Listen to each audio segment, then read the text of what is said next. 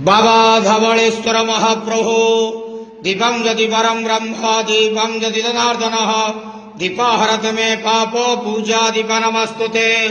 हे बाबा धवलेश्वर महाप्रभु संसार सुखी रखंतु। आज शुभ बुधवार रे समस्त श्रद्धालु भक्त मान को आशीर्वाद करंतु, मनस्कामना पूर्ण करंतु, कर्म क्षेत्र उन्नति करंतु, ग्रहरिष्ट खंडन करंतु, जगतर मंगल करंतु, विश्वर कल्याण करंतु, आपणकर नाम प्रकाश करंतु, सेवकर डाक श्रवण करंतु, समस्त गुआवसा भक्त मानकर मनस्कामना पूर्ण करंतु। बाबा धवलेश्वराय नमो नमः। संसार सुखी रखंतु, आनंद हेबार। हरि बोलो। आज शुभ बुधवार रे समस्त श्रद्धालु भक्त मान को आशीर्वाद करंतु, आनंद हेबार। हरि बोलो। ओम नमः शिवाय। बाबा धवलेश्वराय नमो नमः।